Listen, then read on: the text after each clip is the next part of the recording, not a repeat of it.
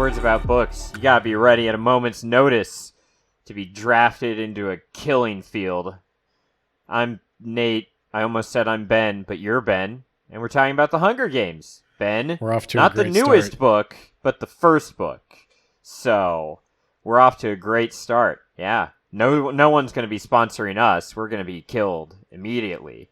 Well, no one's going to be sponsoring you. Yeah, so I didn't know there was a new Hunger Games thing until very recently. I didn't know she'd written another book. I didn't know there was was it a movie? Was it like an HBO thing? I can't even tell It was a anymore. movie, I'm pretty sure. Like an actual theater movie. Was it a theater movie? I'm pretty sure. About I'm like Cornelius 90, you know what? Snowball? Yeah, that character that he was there He's in not this really book. in this. Yeah, at the very end. He was there. He stared menacingly at her, and then he left menacingly. Okay. Yeah, I didn't realize that either. I picked this book last year when you were like, "Let's read Battle Royale." Well, and I want to talk about that, but before I do, like as part of the About the Author this section, we're going to talk about the Battle Royale controversy. I'm taking y'all back to 2010 when any of this was relevant. Okay, so if you don't know, if you've been living under a rock for your entire life, Suzanne Collins is the author of The Hunger Games. Now, Suzanne Collins, I found out, I actually have been admiring her writing literally my entire life. This is getting weird. Yeah, so before, and this is going to be, nobody's going to remember this show. You're too young to remember this show. She wrote as a staff writer for several Nickelodeon shows, including two of my favorite Nickelodeon shows when I was a kid. Gullah Gullah Island. The Mystery Files of Shelby Woo. That sounds familiar. It was definitely on Nick when you were alive, but I'm not sure like if your brain was on. Like the difference in our age is enough that this matters now. Because the lifespan of these shows was pretty much the difference in our age. But the second one, I hope to God you have heard of, was Clarissa Explains It All. Oh, yeah. Duh. I think that one lasted a lot longer. Yeah, that launched, Melissa Joan Hart, and she became Sabrina the Teenage Witch on TGIF. And she also starred in a Sonic the Hedgehog 2 commercial for Nickelodeon. Wow, that's a deep cut. Okay. A deep cut like the cut on PETA's leg. Bam! We're tying it all together. I don't remember who cut PETA. Kato. Wow, we were way off. Okay. Yeah, I wasn't off. She also wrote a Rankin Bass Christmas special. Santa Baby? I've never seen that. Okay. So this is what you do for research, huh? You like go on the Wikipedia or IMDb and you're like, all right, these are the things she did. Well, no, because it's so weird. I had no idea she was like a TV writer. I thought this was like a Twilight situation. Like somebody who How dare you, sir? How dare you? Like she had a whole working life before the Hunger Games. Like she had a whole career before the Hunger Games. And I was exposed to it. That fascinates me. She's just been in the background of my entire life. Now, I did see some of these. Scholastic Entertainment, she wrote for Clifford's Puppy Days. She wrote for Wow Wow Wubsy. Okay. And it was while working on a kids WB show called Generation O with an exclamation point. That sounds awful. That sounds terrible. That sounds like a show you turn on to torture people. Oh. Yeah, well, you know what, though? I got to give her a pat. Like, Clarissa Explains It All is legit one of my... I have such fond memories of that. It's legit one of my favorite shows. Yeah, she's just this kid's writer. She eventually... Somebody talks her into writing children's books, and then bang, zoom, she's writing about kids just killing each other in the most violent ways possible. That mirrors my own writing, you know? I write happy things for a little while, and then I'm like, you know what? And then someone comes along and it's like, Ben, I need you to write a book. I need you to write a book. I need you to write about some children dying. And to add insult to injury, I want them to kill each other. So speaking of children killing children. Who owns that idea? Who owns the genre of the child killing game? Let me just look this up. Who owns the patent for children killing each other? I'm on a list now. Oh, good. Yeah. Okay. Well. So I started looking into this because I remember when the Hunger Games came out. If you were an edgy weeb, which I was, then you would know that a thing called Battle Royale exists. And yeah, I only know about Battle Royale because of the Hunger Games. if you happened to be in a Walden Books in like the 1 month span this was on the shelves, you might have had a copy of Battle Royale, which I did. So I was one of those elitists who was like, oh, they're just ripping off Battle Royale. You know, when I was a kid, I didn't really think much of this. I did watch the Hunger Games movie, and for what it's worth, I didn't really think it was ripping off Battle Royale. The book is better. But I didn't like the movie. That's another thing we'll talk about. Me neither, actually. So I wondered, as I was researching this, like, how much was the discourse of the Hunger Games ripped off Battle Royale? Like, how many people could even really know what Battle Royale is? And so I started Googling, like, okay, what was the fight? Who was involved? And one of my favorite directors and definitely normal good dude, Quentin Steven Tarantino. Seagal. Oh. Quentin Tarantino. Okay. He claimed that he wanted to make a Battle Royale movie, but he couldn't because the Hunger Games had already ripped it off. I'm pretty sure you can just do whatever. As much as I like some of Quentin Tarantino's movies, he seems like a giant asshole. Well, I just reject your hypotheses. Does he not have money? I'm sorry. I was under the impression he had money and like he had a lot of clout to do movies because he makes money off of those movies. I didn't realize that the Hunger Games single-handedly sabotaged his ability to get work in Suzanne Hollywood. Collins came along and just robbed him of all his clout in Hollywood. Damn, the lady who wrote Generation O just schooled Quentin Tarantino. Yep. And in another bizarre note, he also wanted to do a gritty Clarissa Explains It All reboot, but now the bad blood from this Hunger Games feud. Yeah. Why? No, I'm just making shit up, man. I don't know. Why? Okay. You know, the only thing that is unbelievable about that is that would have been a show, Ben. I could believe that maybe he'd do a movie. But so Generation O defeated him, so now he's just Quentin Tarantino. That's a good one. That's one of your best jokes. Yeah. Suzanne Collins claims that she had never heard of Koshun Takami or Battle Royale until she had already written The Hunger Games and people started bringing it up. And I very much believe her. It was a pretty under the radar book in America, unless you were in certain subcultures that I'm pretty sure she was not in. She was way too old to have been in like the first generation of anime fans like in America. It was the correct response would have just been who? So I guess she asked her editor, should I read this book, Battle Royale, to make sure I'm not ripping them off? And the editor said, no, I don't want that in your head, or something like that. And here's my 2 cents. As somebody who has read and loves Battle Royale, and as somebody who has read The Hunger Games, and I feel like that Venn diagram is mostly 2 circles. Yeah.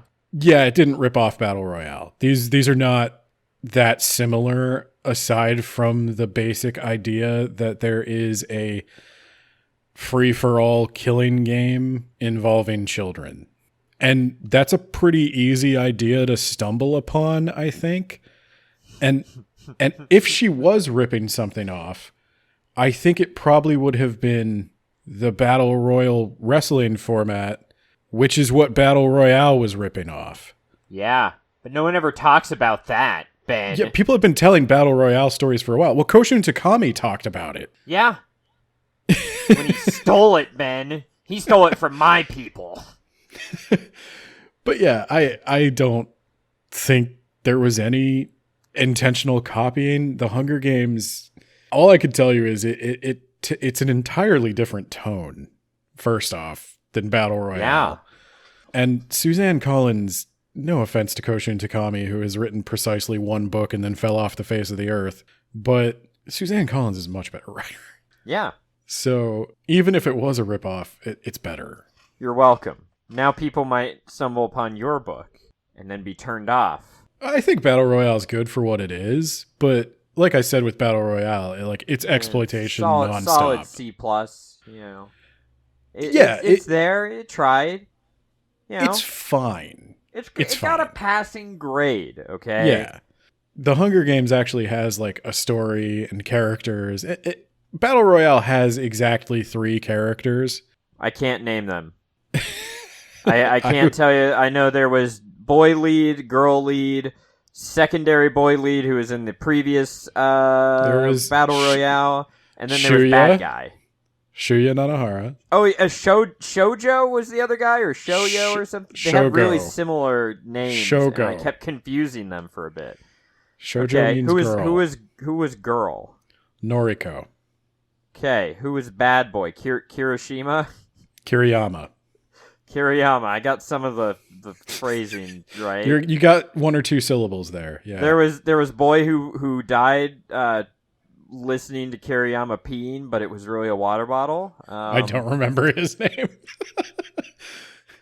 But I just wanted to get that out of the way because I remember there being some minor controversy, and I figure if Quentin Tarantino, where did I see him saying this? On some interview somewhere. avclub.com is where I got this, I guess. Perfect. That's where I get all my entertainment news from. Yeah. But I don't know. If Quentin Tarantino's talking about it, then somebody probably heard it, and I just wanted to dispel that. I heard it.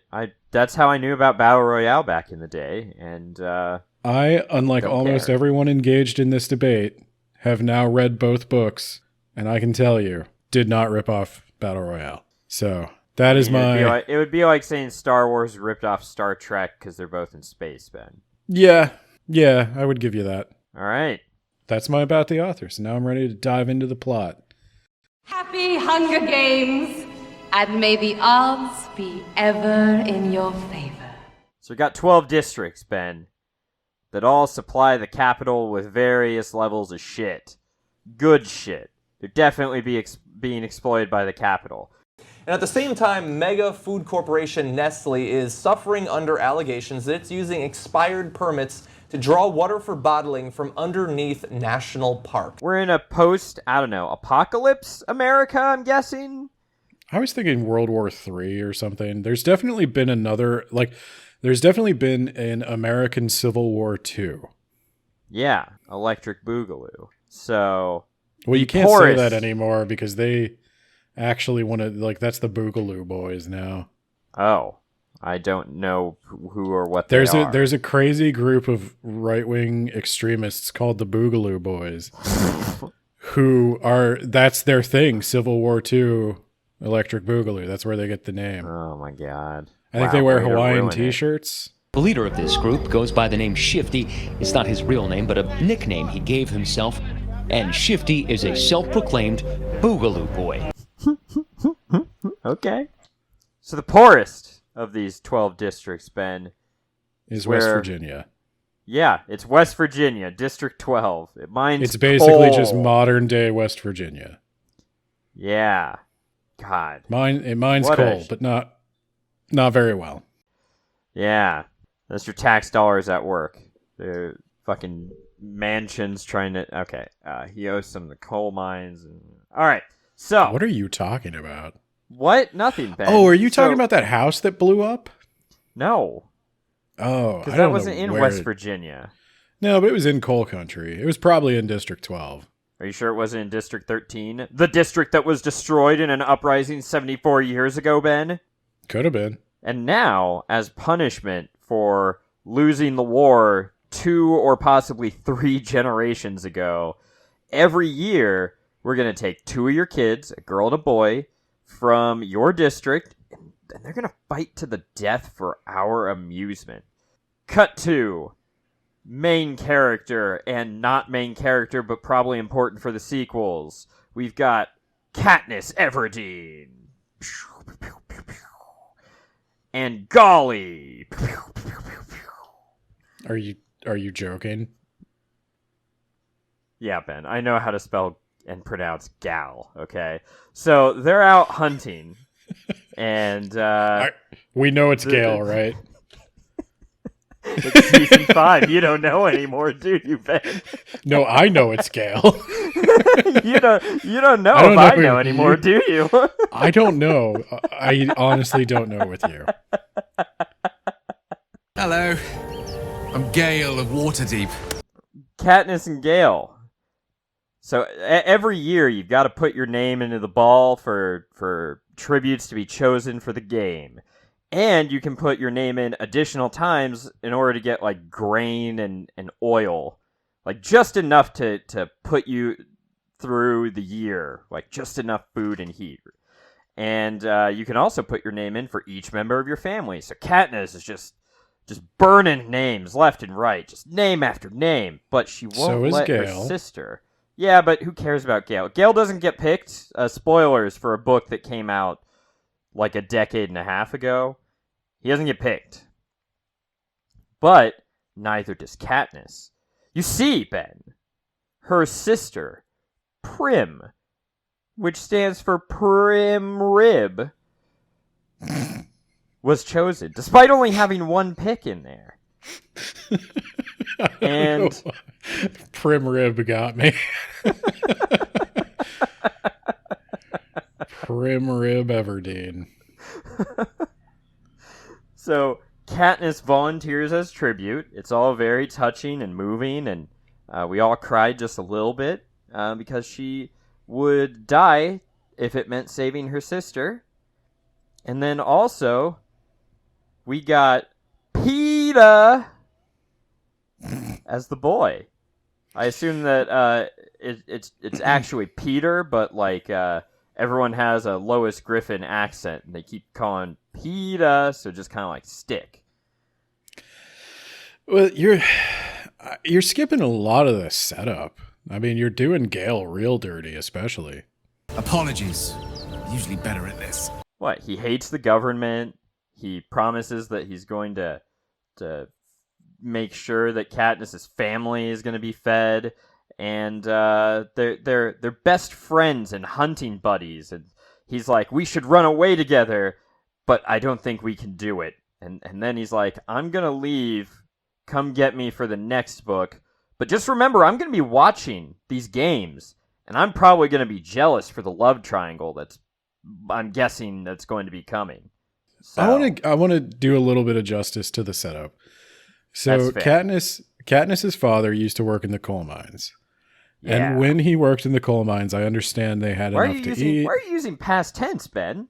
Because I was about to tell you that they used to have enough to eat and everything, and then her dad blew up. Not unlike the guy from Armada. Ah! Then everything changed when the Coal Nation attacked. Not unlike Zach Lightman. Katniss Everdeen's a real Zach Lightman figure.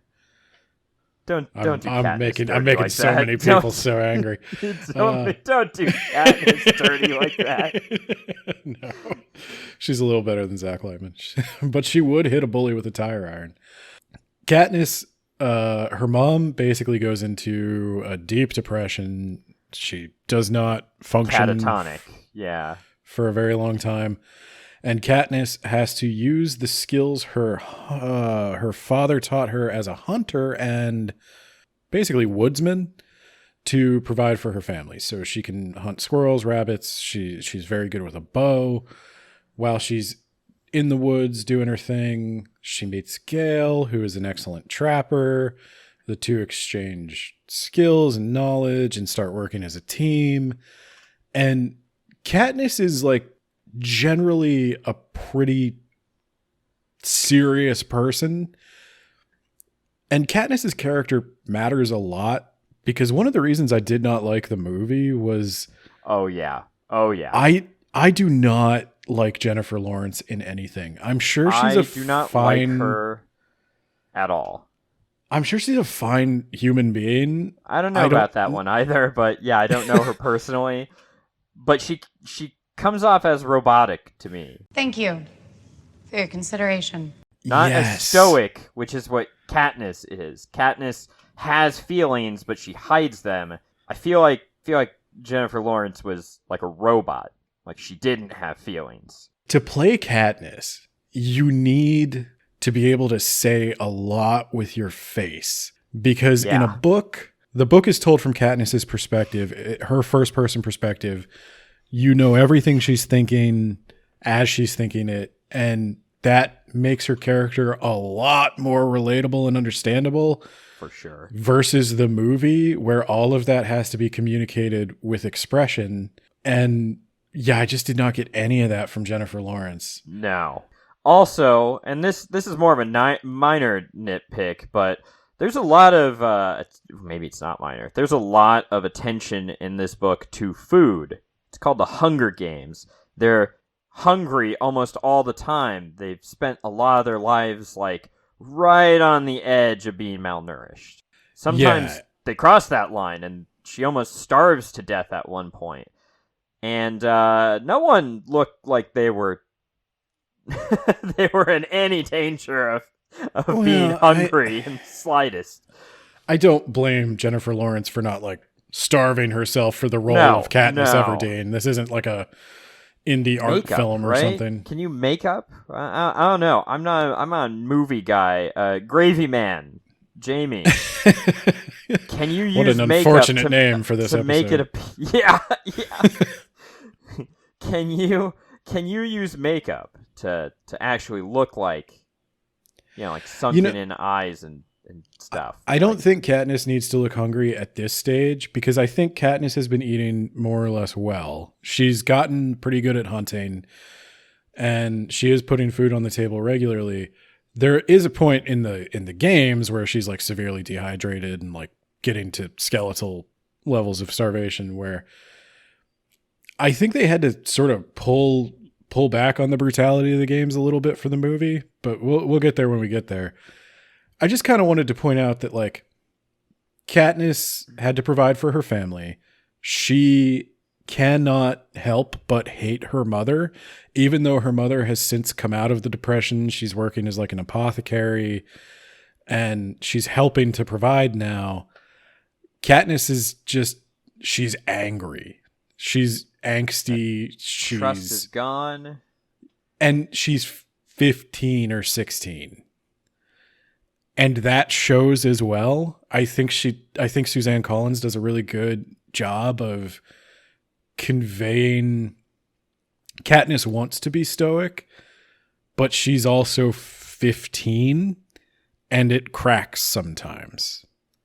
She just can't kind of be the person she wants to be. And again, that, like, Jennifer Lawrence, I don't know how old she was when she played Katniss, but she's not Rita's 15. No. It's good for the Katniss of the games, because Jennifer Lawrence reads as like a confident 20-something who looks like she probably could kick some ass. And I'm sure that's part of the reason she got the role, but I think Katniss is supposed to be a little more unassuming. I don't know. That's the reason I wanted to harp on the Katniss Gale thing, because one of the conversations they have, Gale is talking about wanting kids or something, and maybe they could just run away before the Hunger Games. And Katniss, she's in a bit of like that lame denial that's in every book, every YA book about a love triangle, that, oh, well, he couldn't possibly be interested in me. But like, also there's a side of that where Katniss is like, yeah, no, I would never bring a child into this world. I can't. Traumatized by family life. And not only that child can still be drafted into the Hunger Games, could raise a child till the age of 12, and then suddenly off they go to die. Well, and Katniss you're eligible from 12 to 17. When she already raised Prim. Like, that's the other thing, too. And Gale already raised his siblings. So she's looking at him like, what are you talking about? And they just have this, she's got this weird, like, beyond her years kind of world wariness that I think actually really works for the story. What I don't think works for the story is the love triangle. With back pain. Yeah. Yeah, then you'll have When's real it- world weariness, you asshole. There was a moment when Katniss is wandering around completely dehydrated and her like brain is starting to eat itself. When I was like, oh yeah, I'll tell you what, I've been doing calorie restriction. I've been doing a 500 calorie a day deficit, and I know where you're coming from, Katniss. Like if I could have a piece of pumpkin bread right now, oh my God. I was hungry while reading The Hunger Games, so I got a lot out of this. Maybe that's why I have such a deep emotional connection to it.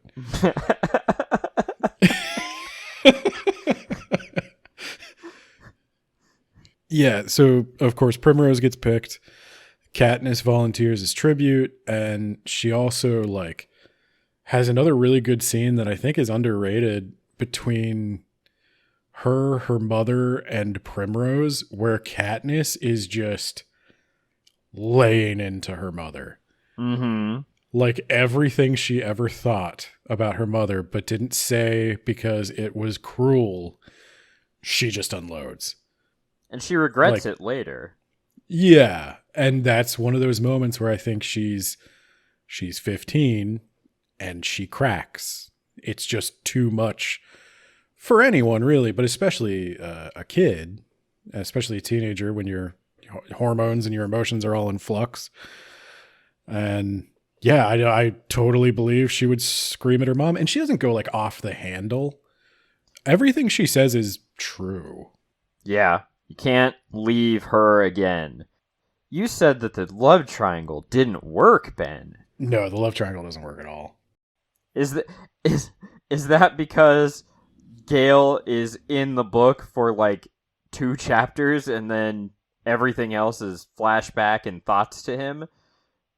Gale, I don't hate that, but it's not enough flashback and thoughts to him.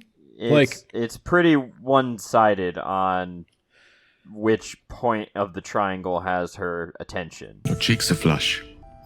There's a twinkle in your eye. But I think I am no longer the cause. It is Will. So the problem I have with Gale is he's not developed at all.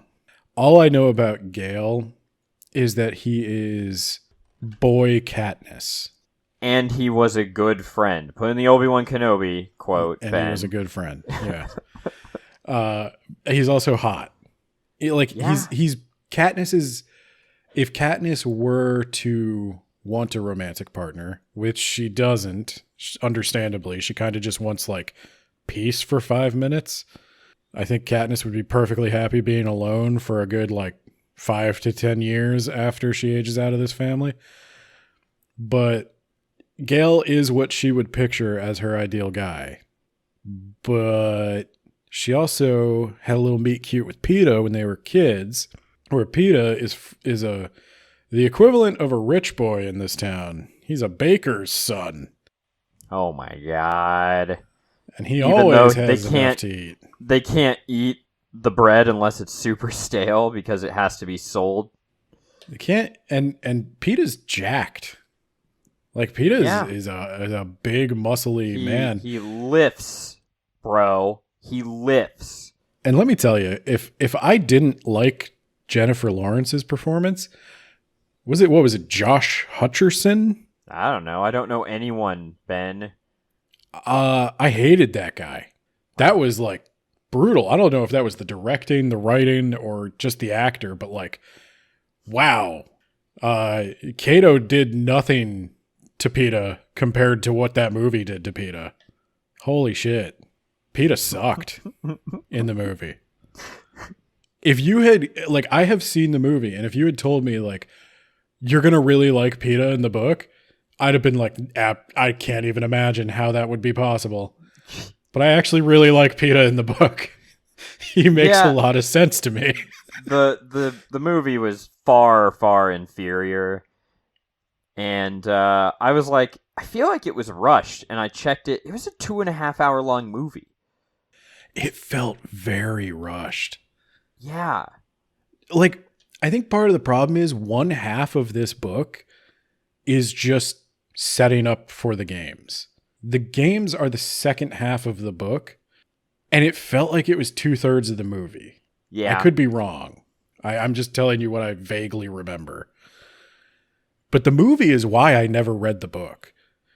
When the Hunger Games came out, I might have been in college. So I was like a little too old for it. And I never went back and read it. My sister read it and she liked it and she did recommend it to me. But I watched the movie and I was like, I don't really care about any of this. And so I just had never had any interest in reading the book, but I figured I had to give it to you since I've made you read Battle Royale. And yeah, wow, it's a really good book. Yeah. What a terrible movie. Yeah. No, I didn't care for the movie at all. I really like the slow build of That's what it Katniss. needs. Yeah. Yeah, You have to love the characters or the danger they're in doesn't mean anything. And that's the problem with Battle Royale is he doesn't really know how to build the characters. There's way too many of them and they're way too cliched. And Battle Royale just screws that up so much, but the Hunger Games gets it right. And the Hunger Games has way fewer participants. And there are a lot of people that are severely underdeveloped, but the core is good. Yeah, it's very obvious who is going to be dead in the opening act because you don't spend any time on them at all. Because who cares? Peeta, Breadman. Peeta, his mom sucks. She is a bad, mean person. Katniss is going around the nice part of town begging for food shortly after her dad died. And she asks if they have any old bread, and the mom tells her to get wrecked. She hates orphans and she hates poor people. And why don't you just take those bootstraps and lift yourself into the air with them? Katniss, you slacker. Yeah. And or go die on someone else's lawn. I don't want your smelly corpse smelling up my backyard. Peeta sees that, and he goes to school with Katniss. He knows her. And she hears yelling after a minute, and Peeta comes out with 2 burnt loaves of bread and like a black eye. And he peels off the burnt part, tosses it to the animals, and then throws her the bread. And she has always remembered Peeta. She's never really talked to him, but she always remembers that kindness he showed her. And so now it's Peeta. He's getting picked, and she's gonna have to kill him. Yeah. And their only hope is maybe the 3rd worst actor in the film, Woody Harrelson.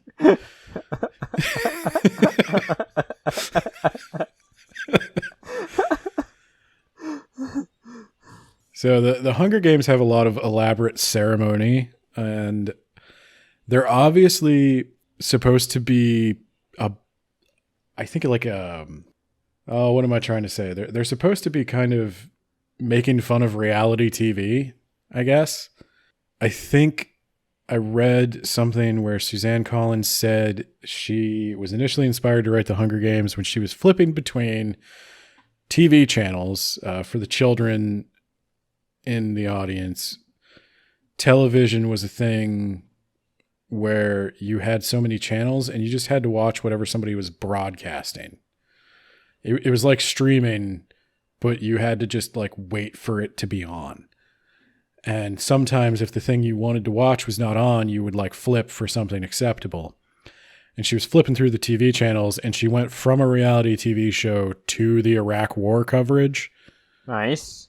And she was like, oh yeah, no, I bet.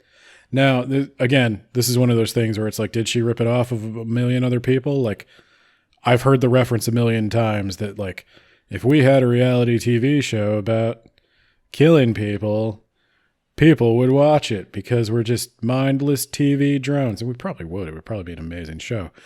I mean, they used to do that, and then it got banned. It would be the Squid Games. Did the Squid Games rip off the Hunger Games? So Haymitch is the only living previous winner from District 12, and it is his job to train the tributes and to get them sponsorships. So the Hunger Games works by getting all these kids from all the districts, throwing them into an arena. It could be any arena. Could be a snow-covered mountain. Could be a dry, dusty desert. Yeah, but there's usually wood because one year they just all froze to death and it was really boring. I want blood, damn it. I don't want to watch people freeze to death. I want to see them getting in there and just clawing each other's eyes out. So it's got to be really entertaining for some reason. The games are like deeply tied to the political clout of the Capitol's leaders. So they got to be entertaining. That's the one thing they have to be. Yeah. I don't want to be compelled to watch a show that's boring, Ben. Do you want to do that? I don't think so. There's also Effie Banks. Elizabeth Banks. Effie something or other. I don't remember her last name. Effie Trinket or something like that? Yeah. She was played by Elizabeth Banks. She was fine in the movie. That's basically that character. She is a bubbly, makeup-caked cartoon person from the Capitol. And she talks like this. And it's fine. And she's the one conducting the ceremony. She's going to be like making sure like everything goes smooth. So in these games, when the kids are killing each other on the field, they need sponsors. Sponsors can like parachute you supplies or whatever you might need throughout the game. Yeah. But it costs a lot of money to send somebody a thing. So are you like, you're betting on them and then you're also paying money to get them to live? I feel like she's mixing in sports. Like, you know how soccer teams just wear the sponsors on their jerseys now? So this is Brock Lesnar coming down with that Jimmy John's on his shorts when he's getting ready to fight. Yeah. Wow, did he? Yeah. Brock Lesnar, we're to believe he's fueled by Jimmy John's? Yeah, if you eat Jimmy John's, you'll get a bod like Brock Lesnar. This is true. And that like has a big asterisk after it. Look, all I'm saying is, if you will have 2 arms and 2 legs, like Brock Lesnar. Look, do you want to eat Jimmy John's and look like Brock Lesnar, or do you want to eat Subway and, be like that other guy? Exactly. Oh, God. Okay. Fine. Jimmy John's wins.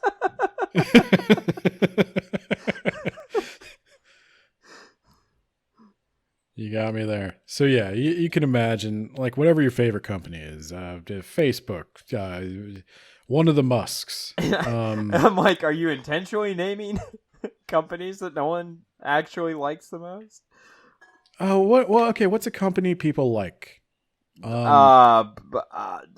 Ford. No, that's not true. No. Disney? If you don't know what's going on behind the scenes. Disney, but only if they're fighting Ron DeSantis. And even then, that was kind of creepy. Disney just is Florida now. In the comments, tell me a company you like. Hershey's. What have they ever done to anyone?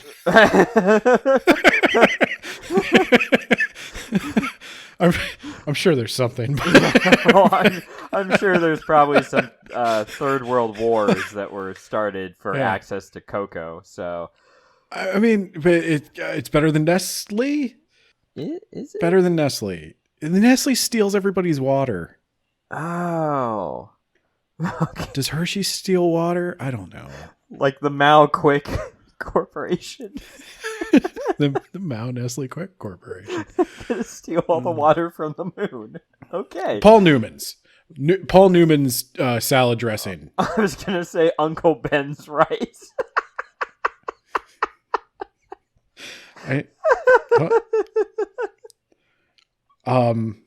Fuck.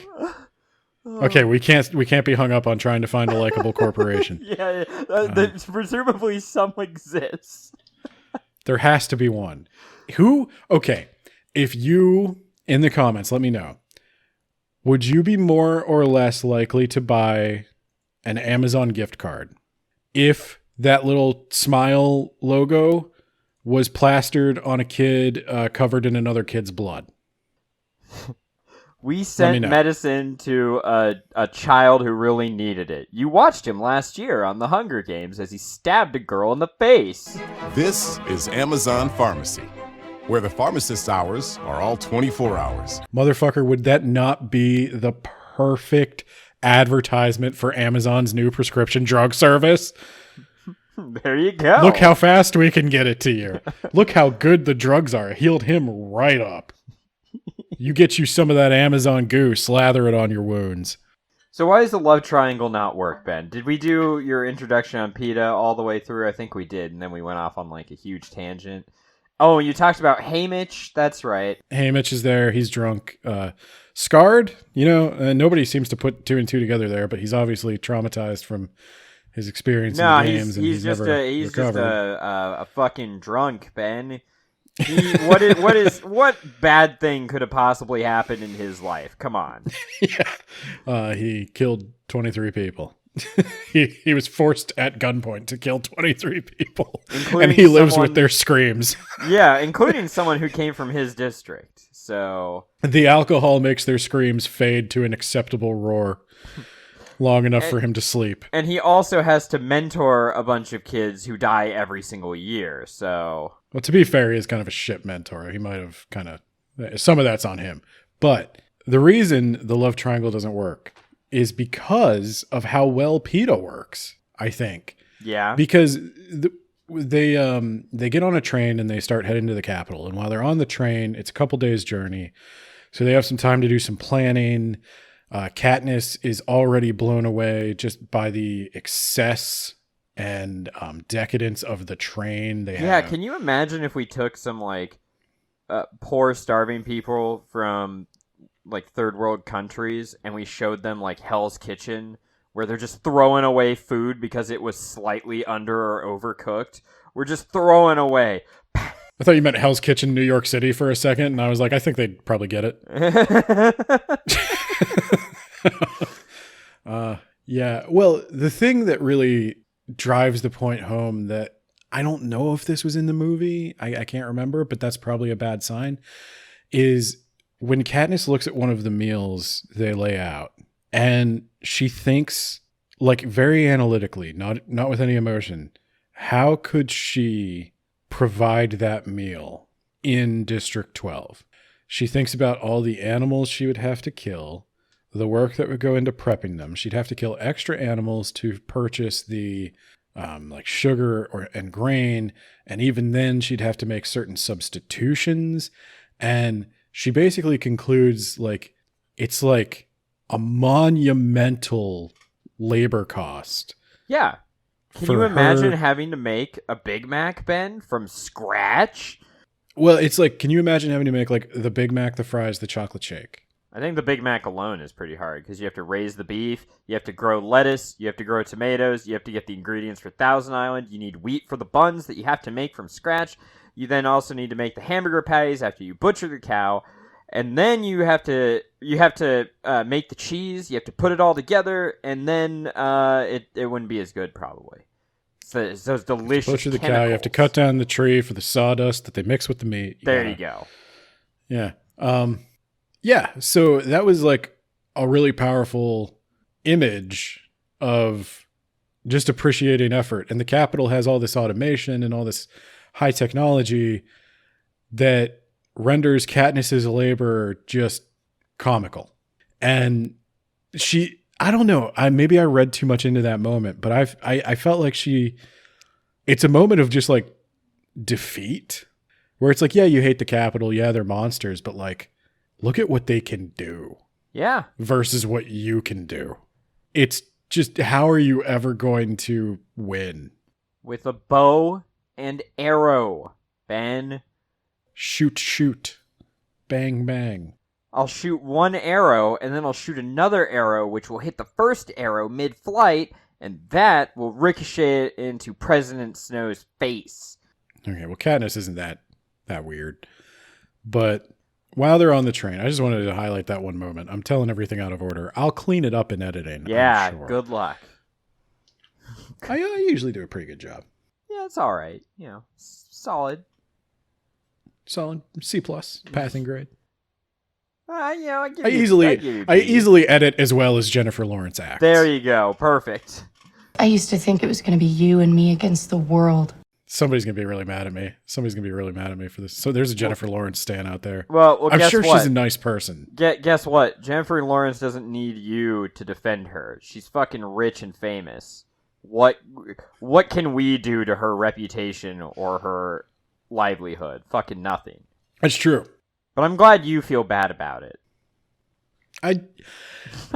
I feel bad at how much I dislike it because it really did ruin the movie for me. And I just don't think she's it did the same for me. I don't really care for her acting. But anyway, while they're on this train, they're talking strategy, right? And Hamish wants to know, like, what can you guys do? And Katniss is like, well, I can't do much of anything. And Peeta jumps in and is like, she's great with a bow. She's got all these survivalist qualities. She knows how to find food. She knows how to make stuff out of plants. Her name is an edible plant, just in case she ever forgot. Her dad was really thinking about that. And then they ask Peeta what he can do. And Peeta's like, I got nothing. I can lift heavy things and decorate cakes. He doesn't even say he can lift heavy things. He says, I got nothing. I'm a bread man. All I know is the wheat. All I know is the bread sings to me. It's bread on bread on bread for me. All I know is carbs. If there is anybody in that ring with a gluten intolerance, I will murder them. But short of that, I'm fucked. Yeah, you know how Dale has pocket sand, Peeta has pocket flour. And that's when Katniss jumps in. I can never remember the name of these movies because we always have fake names for the X-Men movies. So when the real titles come out, I don't know what people are talking about. The second X-Men, I think, I just have been calling the Age of Innocence for like X-Men Age of Innocence because it's Days of Innocence of Past. Days of Future Past. That makes no sense. And talks about how he can just throw around 100-pound bags of flour like it's nothing. You see how jacked you are, son? Holy shit. You got that eating bread? Bro, I don't believe you. Yeah, I don't believe you got that eating bread. What's your cycle, bro? She points out that also, and I don't remember this at all from the movies, he's their schools, and they go to school. We'll talk about that.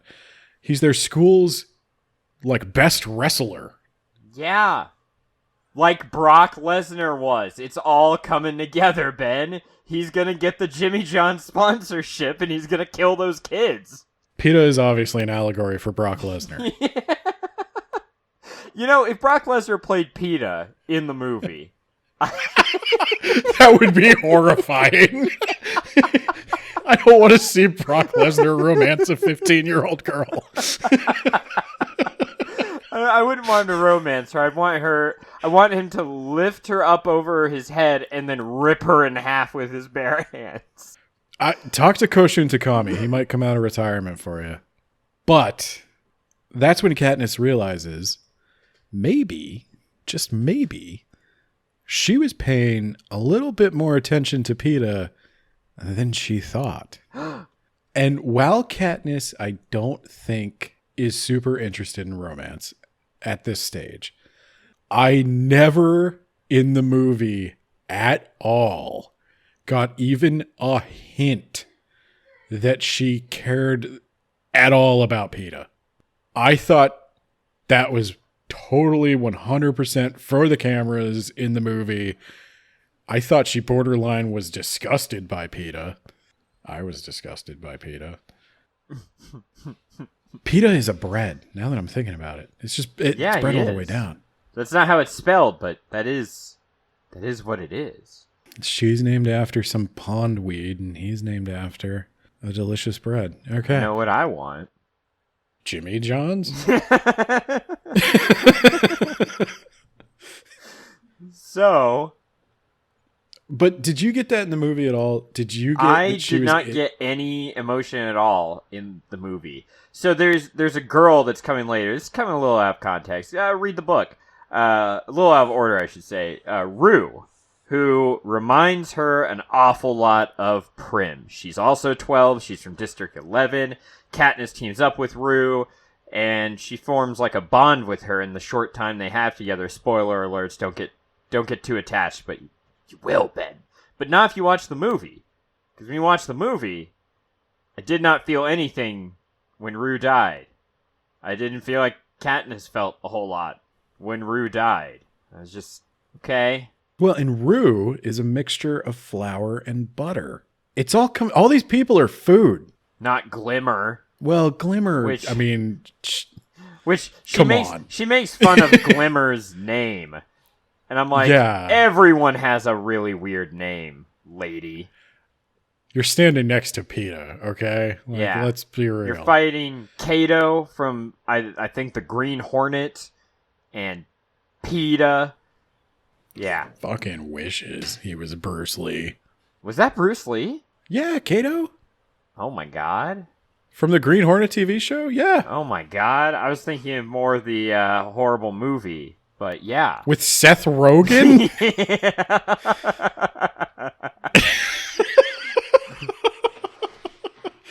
Oh god. I have fucking Seth Rogen PTSD.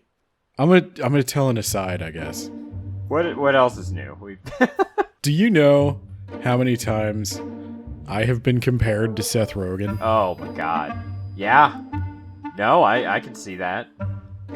Thank you. I was at a Korean barbecue place. It was bring your own beer. And this guy sitting next to me I did not know him. He was a total stranger, by the way. He had drank an entire bottle of wine by himself in like 15 minutes.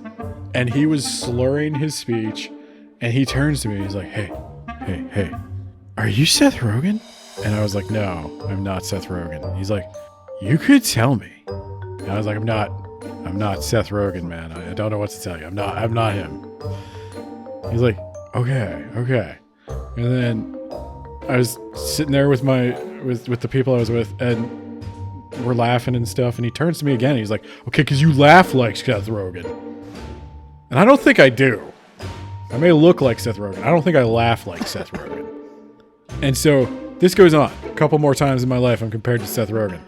So one time, it has now become like a thing with my friend group that I hate being compared to Seth Rogen.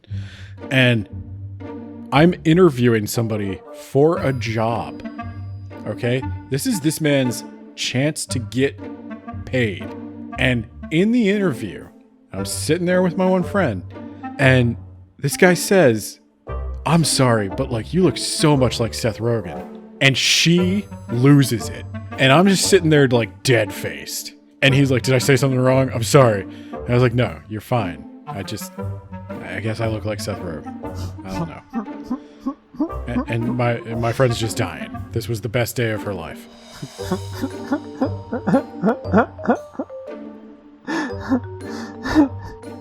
But anyway, yes. The original Kato was Bruce Lee, to answer your question. Oh my god. Good luck cleaning this one up, man.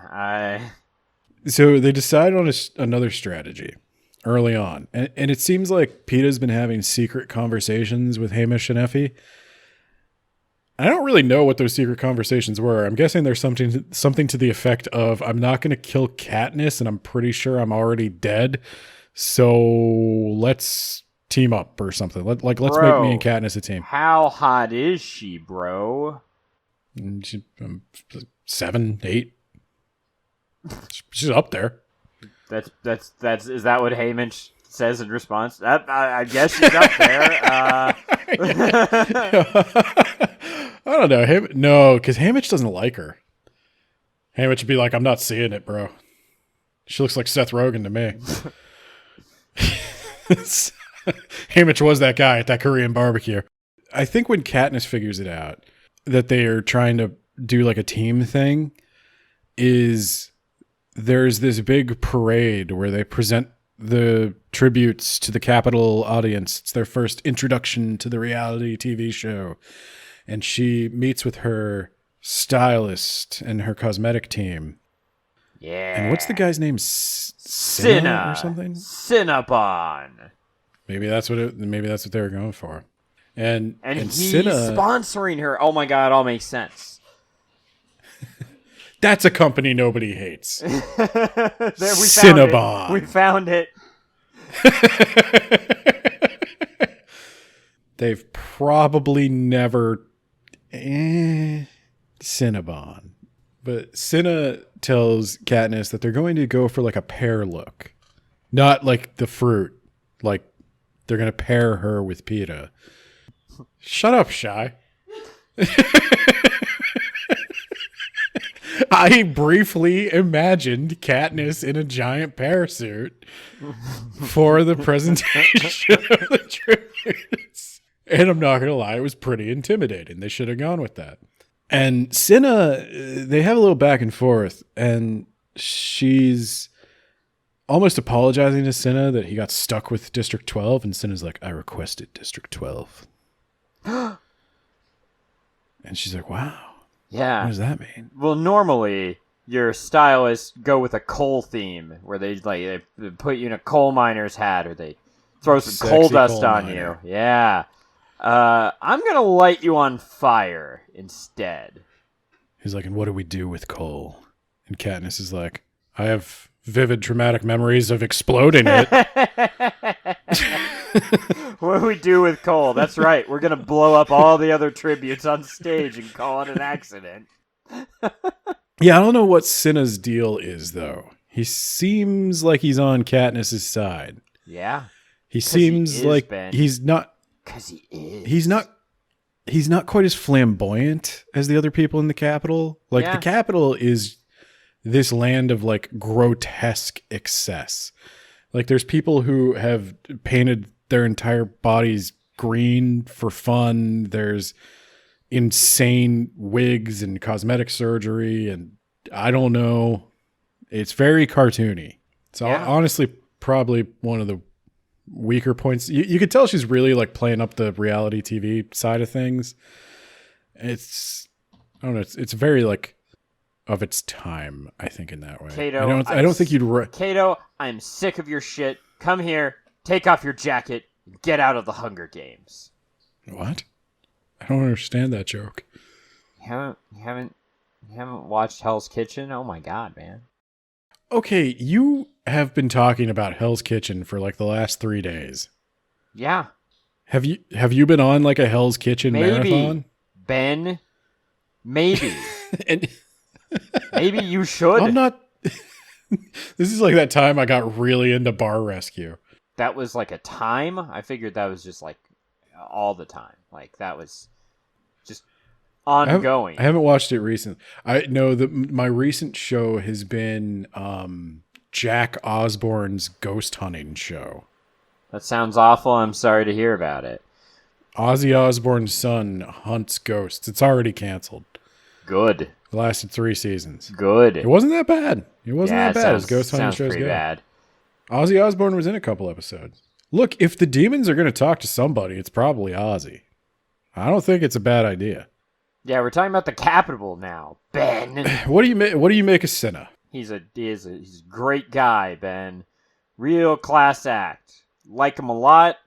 I never read the other books, so Okay, I was just going to ask that. Do you know anything about where this goes? Because I don't. I know the second book is another Hunger Games. Okay, I'm going to tell you this. Audience, I'm interested enough in these books that I kind of want to read the next one.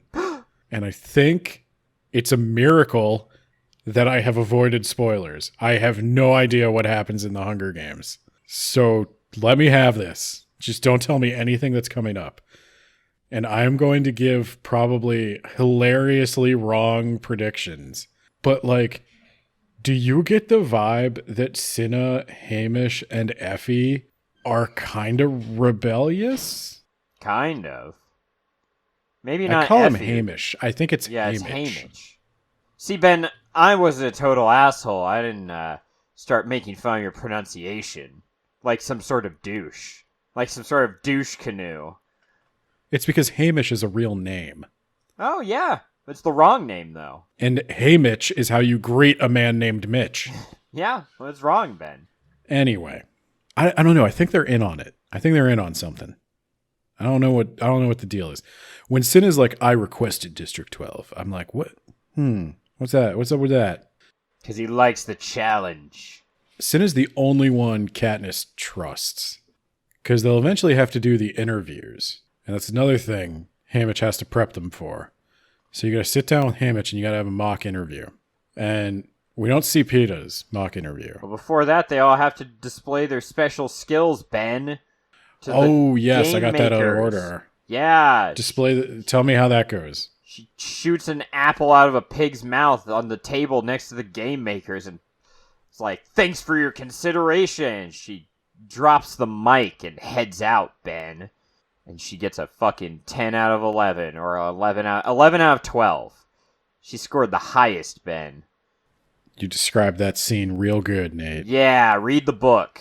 She shoots an arrow. Basically, the game makers have to watch each contestant's presentation of what they can do so that they take that into consideration. And she went back. Yeah.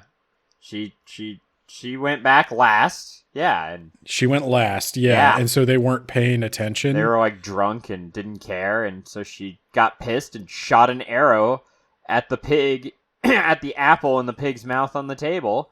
And they were impressed by that. Nice shooting, sweetheart. Katniss has her practice interview with Haymitch. Goes terrible.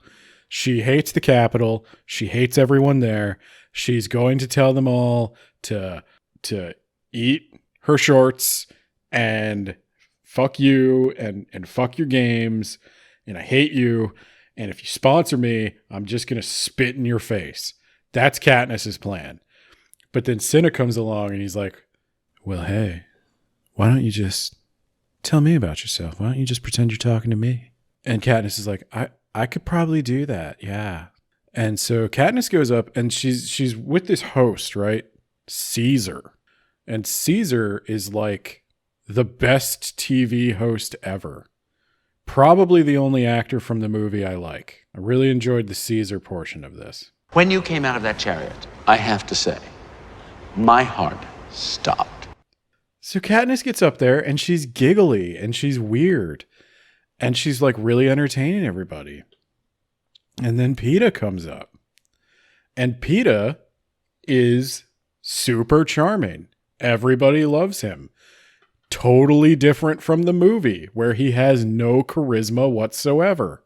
And I was very shocked by like the rapport Peeta develops with Caesar. That's when Peeta is like, I got this girl back home. And they're like, oh, well, once you win, you'll get to be with her. And he's like, no, I can't because she came with me. Well, that's bad luck. He's into her, and she constantly questions it. Did you ever question it, Ben? Not that he was into her, no. No, I was pretty sure Peeta knew he was going there to die, and he was kind of just planning to act as support to Katniss because he had a crush on her and also no skills. He lifts bro. At a certain point after that, Peeta... Is it after that Peeta insists on being trained alone? I think it was before the interview that he insisted on being trained alone. Okay. So there's two frustrating things. Like, Katniss keeps going back and forth on whether or not Peeta's trying to betray her or something, but also she's thinking about how to murder him the entire time. That is legit frustrating, and I don't really know why it's in the book. Like, she keeps getting mad at Peeta for even hinting that he might try to survive. Yeah, don't raise your hand against me while I'm trying to kill you. That's rude. When I do it, it's self-defense. When you do it, it's murder. From my perspective, the Jedi are the bad guys. But I guess the thing I liked about the book that is emphasized in this little gap between when the games start and the introduction to the contestants is that Peeta is cool.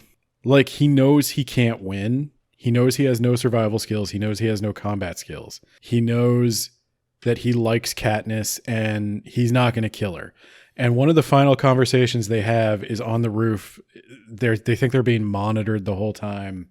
And Peeta talks about how he doesn't want to let the Capitol change him. Like, Peeta doesn't even really want to participate in these games. I think he'd rather die than kill an innocent. There's a group of kids that are the career tributes. So some of the richer districts have kids that like train their whole lives to be in the Hunger Games, and they're kind of plants, basically. It's technically illegal to train somebody for the Hunger Games, but these districts do it, and they arrange it so that they always are the ones to participate. Yeah, they have to volunteer as tribute, and then there's a long process on it. Right, and so Peeta knows he can't beat those people. That they're going to probably win. All he can really hope to do is maybe give Katniss a chance.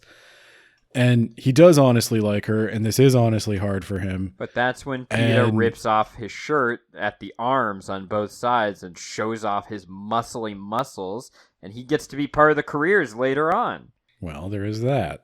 Yeah. They try to make it seem I don't know. Like Suzanne Collins pays lip service to the idea that Peeta might betray Katniss, but you never really believe it. And he seems like such a nice guy, but what if secretly he's an asshole, Ben? Well, this is the challenge of the love triangle, though. Is like Peeta, we watch him be very charming, do his best to be supportive of Katniss. He's also surprisingly emotionally intelligent. In the movies, he comes off as like just weak and annoying. But he can paint himself like a cake, Ben. Oh God! You know, remember he painted himself like a cake. Okay, there's two things I don't like the love triangle, but there's also the technology and the mutations. The mutations? You didn't like that? No. It's a play on the word really mutation, dumb. Ben. I'm aware of that. To the point where like I would have forgotten to mention them in the interview if I hadn't just paused, or the interview, the podcast. So yeah, the Capitol has genetic engineering. They can produce these like hybrid animal monsters, literal D&D monsters, if they want. That's dumb. I don't know what that adds to the story at all. It's just really dumb. They cut those out in the movie. They were just dogs. That'll probably have to be a part 2 thing. Oh my God, is there going to be a part 2 to this? I think there has to be. I think there has to be too. I'm looking at the time going, I don't think we're getting through the whole book, actually. I thought we might, but... No. I kind of wanted to stop before the Hunger Games themselves. Oh, okay. So that's why you didn't want me to rush to them, like the movie, Ben. Yes. I didn't. I wanted to talk about the setup and really leave you with the tension. All right, so there are 2 tributes. It's weird because they're both boys from the same district, District 14, and they both got shirts on that say WAB Pod, and they both are really good with the banjo, and they're just going around just murdering people with banjos. We're canonically good with the banjo. You have a shamisen, and I have like a West Virginia banjo. We're just covered in the blood of our enemies. Yeah. I think I want to end with analyzing Peeta's speech, I guess. I think that's probably one of the last things that happens. Is Peeta is talking about how he does not want the Capitol to change him. He wants to die as himself. Fucking thick.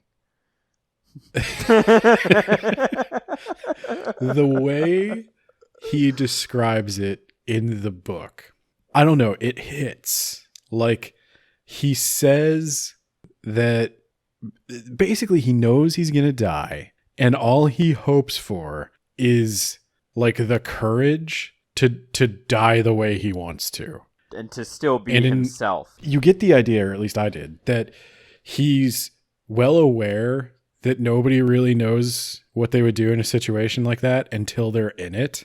And he's not hoping he can win. He's just hoping like he doesn't lose himself along the way. And like that's kind of deep. A deep cut. The first of many for PETA. The first of many. Don't get too attached to that leg, PETA. Isn't that? Do you think it was the same leg? That's what I want to know. It could be. They've got magic medicine in the Capitol. Can you imagine surviving that cut? Only to then fucking lose that leg 5 minutes later. Can you imagine having all that future magic technology and still having people mine coal for you? I was going to try to not be pedantic about that. I know there are uses for coal besides burning it. I was trying to give them the benefit of the doubt. Like, you need... Every December 25th in the Capitol, all the bad children get coal straight from District 12. I don't know if they would use it as like a source of carbon for steel or something like that. There's uses for the coal besides fossil fuel, but maybe they're all really into charcoal drawing. I guess that's charcoal, though. That's not coal. Grilling? Again, that's charcoal. That's charcoal, yeah.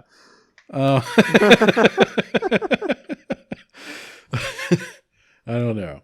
But I think that was where I was going to leave off. So they're going to go into the Hunger Games. Haymitch gives them one piece of advice before they enter into these games. And that is, don't go for the big pile of weapons. The cornucopia. The cornucopia. There's a big old stack of weapons. It's not just weapons. It's food and other supplies. If you win that, you're in a pretty good spot. You're not going to need to hunt or forage because it's all just there. They've got all the Jimmy John sandwiches in the cornucopia. If you go foraging, you're just going to find Subway. You're just going to find near the lake, there's also an operating Subway. Kato's just in there every morning. Like, how you doing, John? Yeah, I'll take a chicken bacon ranch with Italian herb and cheese. Haymitch gives them the advice of don't go for the cornucopia. You ain't ready for that. I've seen you guys train. Don't even try it. Find water and fucking hide. He tells them to survive, but what he means is don't fight. You're not good at it. And with that, they're about to get dropped into the Hunger Games. And we will cover that more in part 2. Going to real quickly do the Patreon shoutouts because I don't like recording them after the fact. We have, for our very special Yacht Plan tier patrons, the only additional benefit they get over the $3 patrons, which once again, if you are a $5 patron, please switch so we can close that tier. Our Yacht Plan tier patrons are John Bierce, actual author of the Mage Errant series, and a Patreon man himself. You can go to his Patreon and see his short stories, vote on which one comes next. We have Jamie, the Gravy Man of the If You Want the Gravy review blog. He recently reviewed an obscure cereal, which I have actually eaten. Urkel O's. Pretty on point. What? Urkel O's. I don't think that's what it was. Oh. It should be. Was it? Is that the Mexican cereal? No, what? Urkel O's. You don't know what Urkel... Like Steve Urkel? Yes, he had his own cereal, Ben. This is not made up. This is real. Okay, that's not what I was talking about, but apparently the Steve Urkel cereal review is pending, and that... I don't even know why you're listening to this episode. You just need to go read that right now. Then we have Isekai Sensei Sama of the That Time I Got Reincarnated in the Same World as an Anime Podcaster podcast. We have Spooky Shy with a Y on TikTok. And I think that's it. Yeah? We're free. We're free to go into the arena.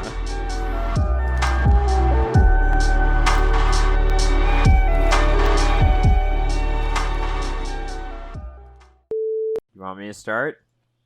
Yeah. Yeah. Yeah.